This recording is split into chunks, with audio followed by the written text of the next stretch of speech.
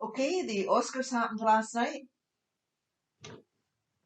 I'm going to recap the winners and maybe some of the losers very quickly, very briefly, and talk a little bit about the ceremony. First thing was Conan O'Brien. He was so funny. I'll put his opening monologue at the end of the video. I wasn't very chuffed with the best picture. I went to one battle after another, and Paul Thomas Anderson, took the best director as well.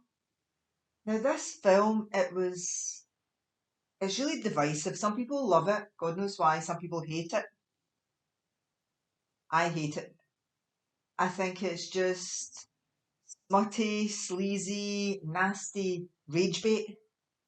It's trying to, in rewarding this film, Hollywood, the Oscars voters have just rewarded aggressive political messaging over a good film. A lot of people seem to think Paul Thomas Anderson has talent because of Licorice Pizza and other things. There Will Be Blood, other things he's done before. And maybe he does, but this film, the screenplay is so bad. The acting, it's so stereotyped. Apart from maybe Benicio, he didn't get the Oscar. Sean Penn got the Oscar for Best Supporting Actor. He didn't show up at the ceremony. He's not that bothered about it, I don't think. Maybe he feels entitled to it, or maybe he's just not that fussed about it, or maybe he doesn't like to go out. Who knows? Um, Paul Thomas Anderson.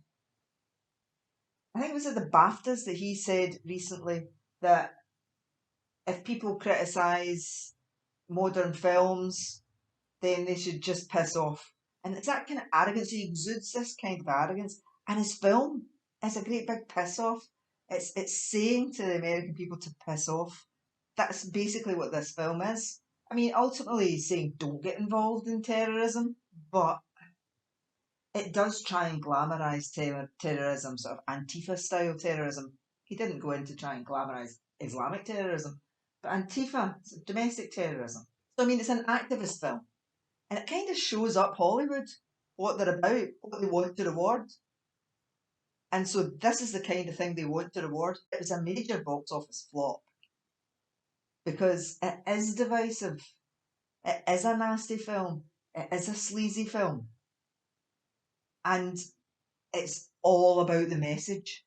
Frankenstein should have won Best Picture. It was by far and away the best film out of that bunch, even though Marty Supreme was also good.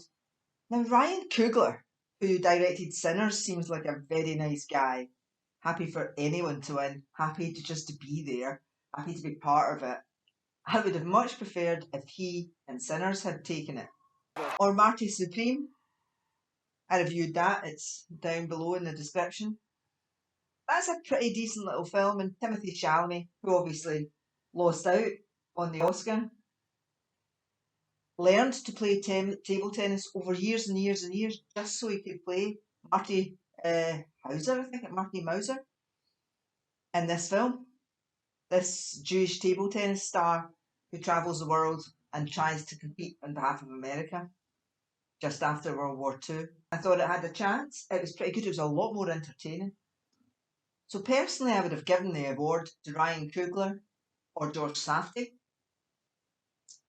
And I'm not so fond of Paul Thomas Anderson's arrogance, and I couldn't stand the messaging in this film.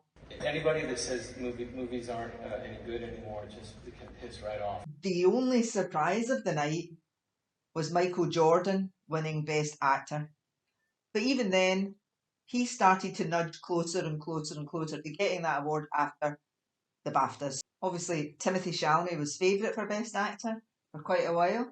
I'm not sure how much his comments running down ballet and opera influenced the Academy turning away from him. I don't know how much time there was. It might have just happened on the cusp. These remarks became public just on the cusp of that, so it didn't affect the voting. Or maybe what happened to Michael Jordan at the BAFTAs increased his vote.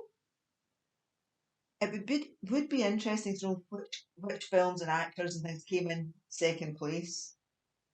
But whatever the reason for the turnaround was, I'm pretty happy that Michael Jordan won. Jessie Buckley got Best Actress, obviously. Deserved. Amy Madigan got Best Supporting Actress. Best Supporting Actor, as I say, went to Sean Penn, who was absent. Would have been better going to maybe Jacob Elordi, who was amazing as the Frankenstein's monster. Or even Benicio del Toro. He already has an Oscar, but still he's a terrific actor. Best Adapted Screenplay, unfortunately, went to one battle after another, when it could have went to Frankenstein. Best Original Screenplay went to Sinners. I think Blue Moon would have been a good one for that. It didn't win anything else, even though Ethan Hawke was nominated for Best Actor. He didn't really have a look in, which is unfortunate because he was great. Best Original Score went to Sinners, and I was quite surprised to see a young Scandinavian guy, Ludwig Göransson, go up onto the stage to collect it. So he was the one who wrote the music. Anyway, he was lovely and he was humble and he was nice and a deserved winner. Best Cinematography went to Sinners. That's quite a good winner. I would have given it to Frankenstein, but Sinners was good as well. Best Costume went to Frankenstein. Best Hair and Makeup went to Frankenstein. That was very well deserved.